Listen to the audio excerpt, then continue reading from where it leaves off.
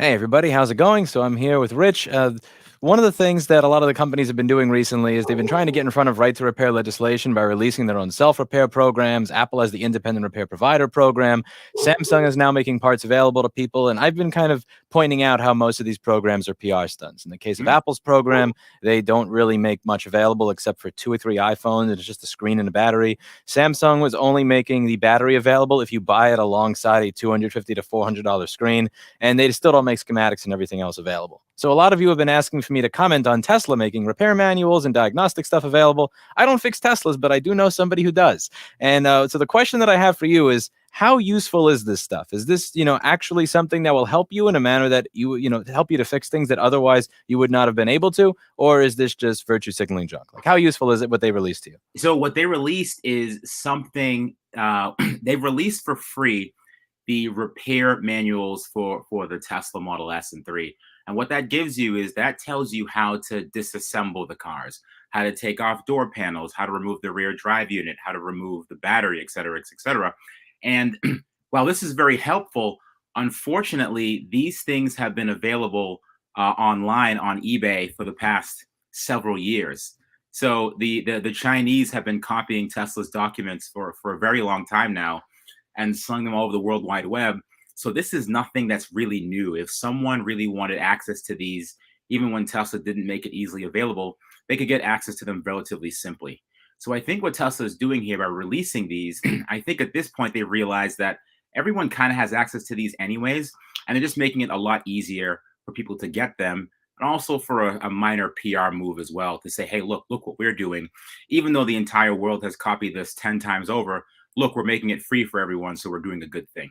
So this is kind of like Apple Schematics, which is where I can go to Notebook Schematics or VinaFix and pay $5 to get everything that I need. But instead of having to go to a website and spend $5 in a way that makes me feel dirty, I could just go to Apple.com and get a schematic kind of thing. Pretty much, yeah.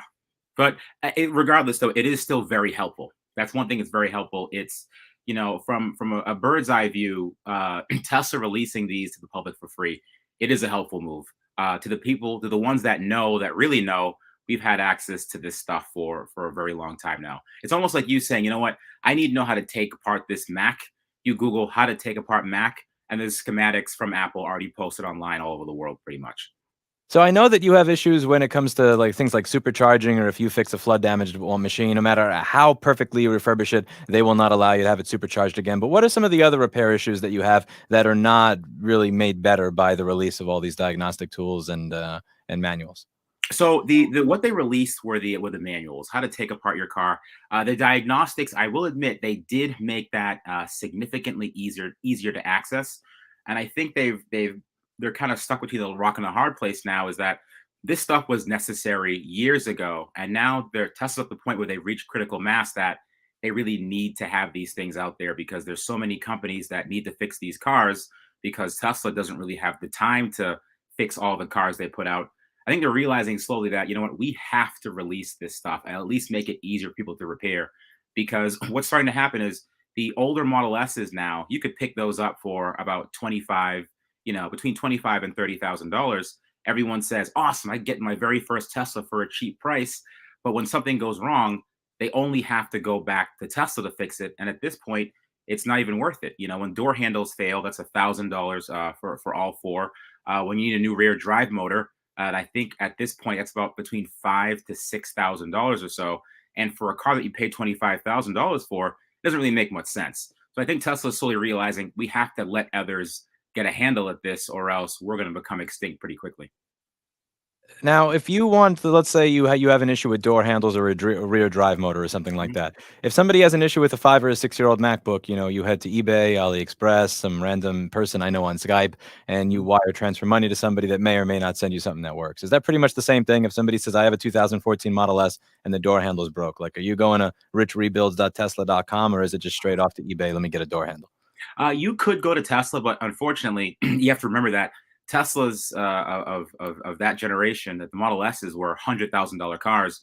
So when you go to Tesla, you're still going to pay $100,000 car prices for a lot of the things. In recent years, the prices of things have come down. For example, you get a front bumper for relatively cheap now because it's kind of backstock that Tesla had because they don't make any of those front bumpers anymore. But they've definitely made it a lot more challenging to get parts for a low price. Most people nowadays that buy used Teslas, whether an S or a three, they usually go on eBay now to get those things because it's a lot easier and it's a lot faster to get them too.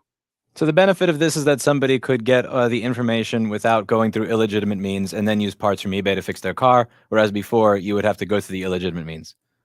That's pretty much it. Yeah, Do they have like also the Paul is a mechanic here? Had two questions. He said, "Are there Haynes and Chilton manuals for Teslas like with other cars?"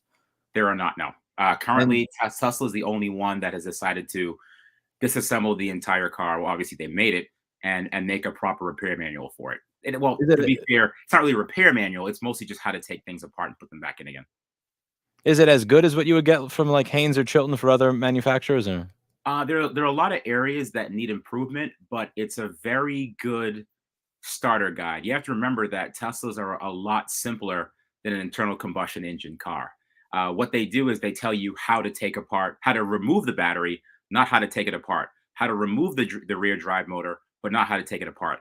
A lot of these Chilton and Hayes manuals, they will tell you detailed steps on piston and rod clearances and tolerances on how to take those things out. I mean, there are thousands of less moving parts in a Tesla than they are in other cars. They don't go as deep as to tell you how to remove the motor and take out the windings. So it's kind of a simple guide. It's just door handle stuff, body things, and how to get access to various electronics in the car. anybody doing stuff like dealing with motor windings versus just replacing the motor? Yeah, so there are companies that are popping up now that do want to take a look at the rear Tesla motors and really resolve like the grinding and the whirring and failure issues that they have. Because at the end of the day, a Tesla motor is just an electric motor that's been around for hundreds of years now. It's not anything that's groundbreaking technology. It's just smarter technology, packaging things a lot better, and the ability to make more power out of a smaller motor. Last question. Anything like any sort of tie-in with stuff like Mitchell's automotive software or no? There's another Oh, question Paul had. oh, any wait for what? Say it again. Sorry. Like, let's say Mitchell's automotive software. Is there any does Tesla have any tie-in with stuff like that or no? No, well, that's the thing is Tesla has their own proprietary software for accessing and diagnosing their own vehicles. I don't think any company or any entity has dared enter that space and make a better product than Tesla because I know they'll get slapped with many a lawsuit. All right. Anything you'd have to add on this before I let you enjoy your evening? I will say that people say that I kind of kick Tesla a lot, but they have been making strides in very recent years, getting things accessible to people to repair their own vehicles. I've seen a lot of pop-up shops nowadays that say, "Hey, look, we service Teslas too," and what that means is they go online, look at the Tesla service manual, and they figure out how to do things on their own, which is actually very, very helpful. The cars aren't overly complicated to fix and diagnose, troubleshoot, but they're definitely making it easier. And at this point, unfortunately, it's too little too late. I don't drive a Tesla anymore, but it was definitely fun while it lasted. And I hope for the best for people in the future fixing their own things.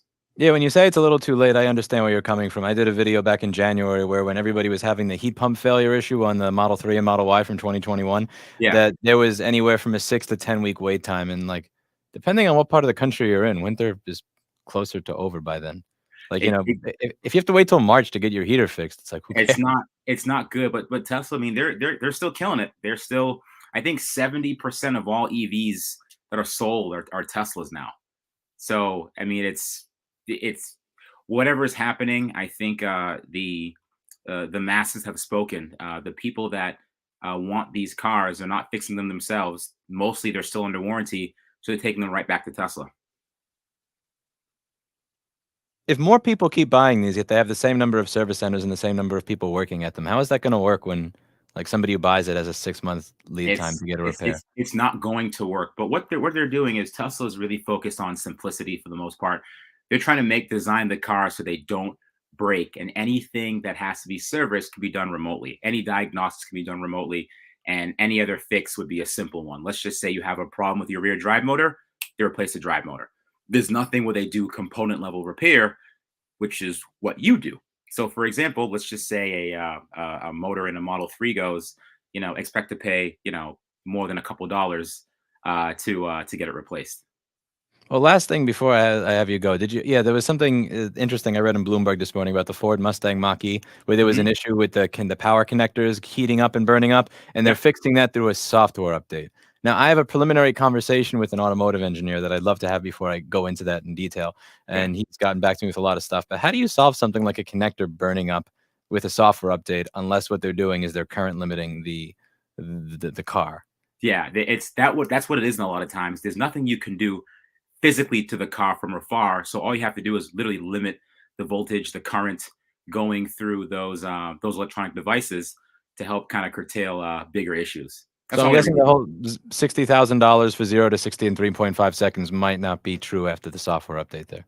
It very well might not be. What Tesla was doing in the past was they were also sending software updates to kind of limit battery capacity in a way, so that when you really beat on the car, it would start to artificially show lower battery charging status just to help protect the battery itself. So it's kind of 50-50. Some of the things that they do work, some of the things they do don't work, and some of the things that they do are a little bit less than savory. But to the average consumer, they're not really aware, and it's kind of okay from their standpoint. Well, thank you so much for taking the time. I really appreciate it. All right. Thank you, man. See you.